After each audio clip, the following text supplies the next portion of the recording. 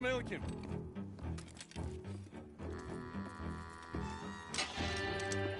Yeah!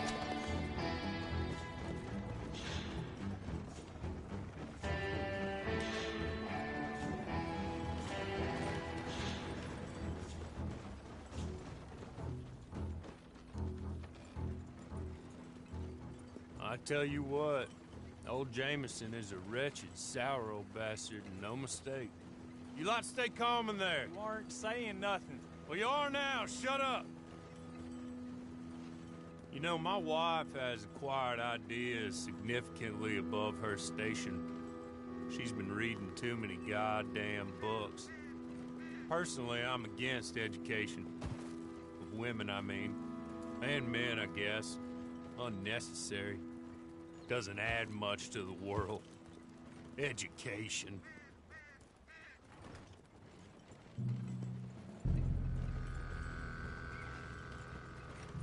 Good day, gentlemen. Oh. Don't do anything stupid. Nobody gets shot. Act like fools, and the pair of you will be dead within a minute. Now, what are your names? Jenkins and Milliken. Well, Mr. Jenkins and Mr. Milliken, throw your guns to the ground and get on down here. That's it. Very glad to meet you. It's not worth being rash. You boys get paid a salary. You get that salary whether these people escape or not.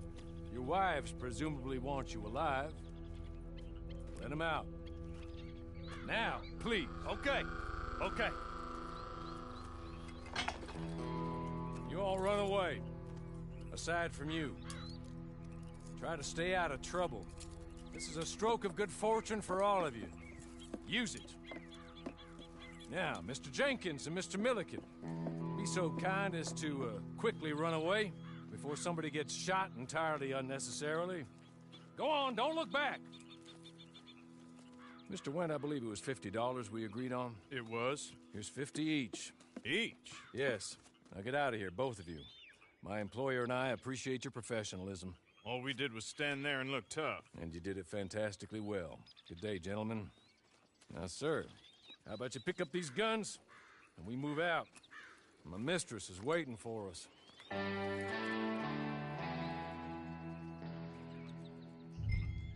Come along.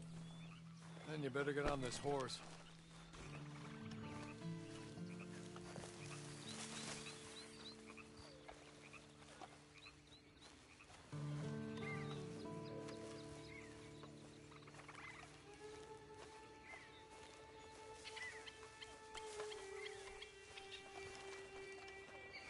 It's not much of an animal, but I haven't got far to ride.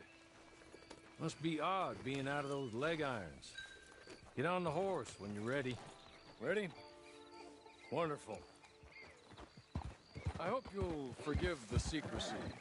My employer particularly values discretion. My name is Mr. Horley, by the way. 6 months at Sisika Penitentiary. Awaiting a hanging for a murder you did not commit. Must have felt a whole lot longer, my friend. You still seem strong, though. I mean, doesn't look like breaking all those rocks has left you entirely broken, in body or in spirit. I hope I am right about that. Rounding you folks up, and those sham trials, they were a disgrace. Made a mockery of the rule of law. Still can't quite believe they got away with it. There's others convicted when you were. Came out breathing fire. Maybe you're like that too. Guess we'll see. Or maybe you just want to put it all behind you, forget you were in there at all. That would be fine, of course, but you will listen to my mistress first. She spent a good sum getting you folks out. You owe her an audience, at least. You've been away for a while, so we'll help you get set up in the world. Then if you want to accept our offer, you can. That's more than reasonable. And freedom out on the range can wait a few moments longer, can't it? Good.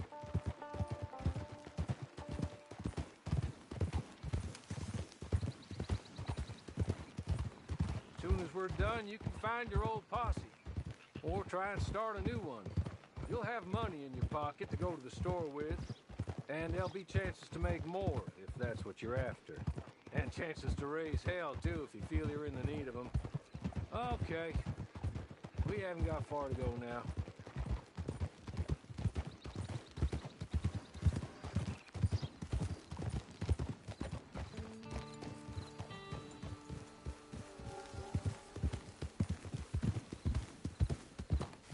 You're just up here. There's the camp. Hitch your horse.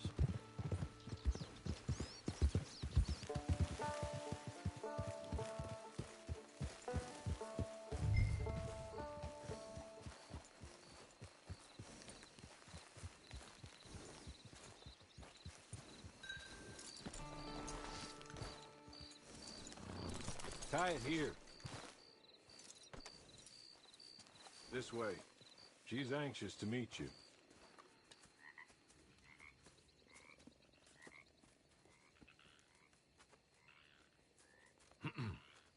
Madam, we're back. Hello. Jessica Leclerc, how do you do? What did you tell him?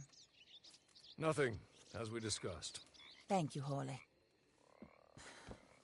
I do hope we haven't inconvenienced you dreadfully.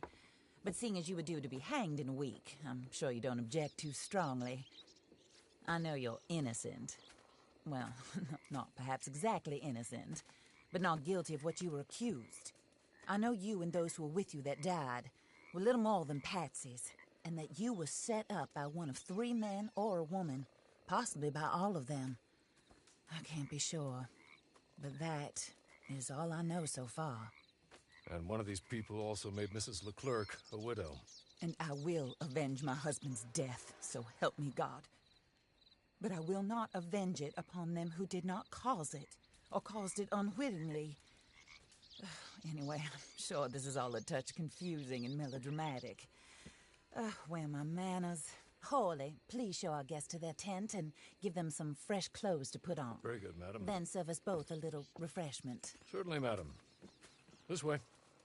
You'll find a change of clothes in there, alongside a few other items you might need, a lasso, a knife, and a lantern, I believe.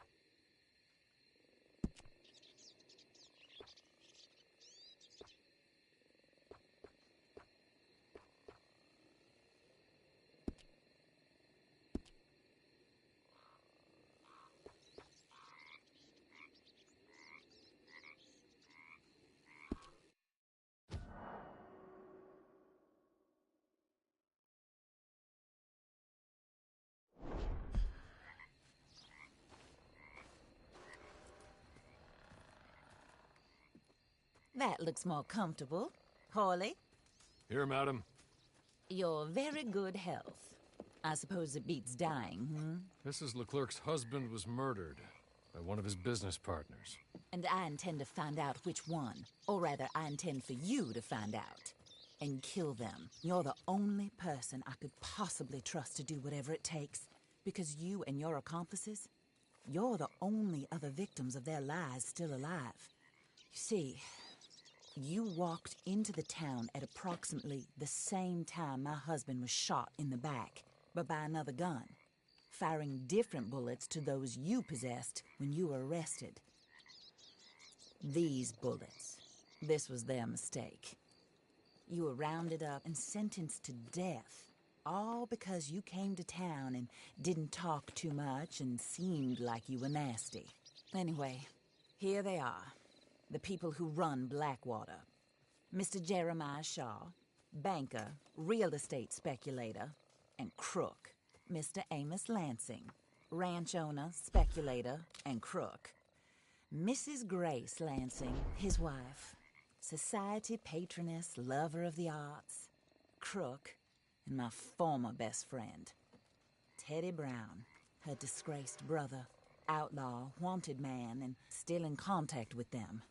All I ask of you is your help in finding out quite what happened. Mrs. Leclerc would like to help you get back on your feet. Get back to work. Whatever your work may be, I don't judge. You want to rob? Rob. You want to save innocent folk? Do that as well. But you need me just as much as I need you. I think we all understand each other. I hope we do. Good. I look forward to rewarding you for killing those who made me a widow. My husband was a true believer in this country and in the West. He was killed for greed. Foul greed when there's quite enough for everybody. I don't care what your scruples are as to killing. I will take the full burden of that sin upon my shoulders. Goodbye, for now. Then Hawley, go introduce him to nice Mr. Cripps. I think you'll like Cripps well enough. He's long past his prime, of course, but he hasn't gone entirely crazy just yet.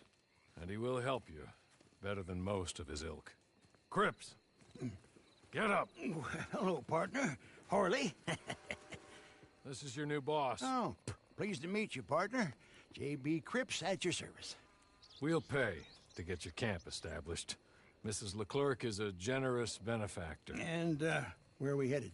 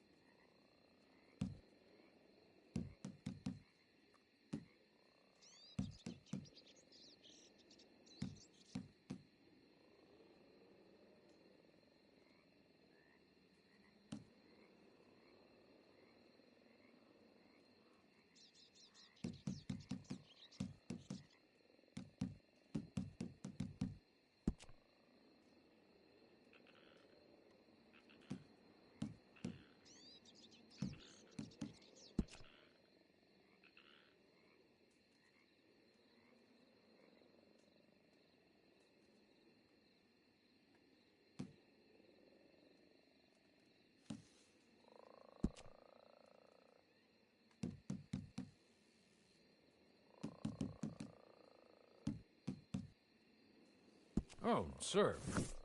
While Cripps is establishing your camp, perhaps you can go to the station and see the clerk, then head to see Clay Davies. He's a horse thief, and not a terribly nice one. Then meet Cripps back at your camp. See you shortly, boss. Good luck.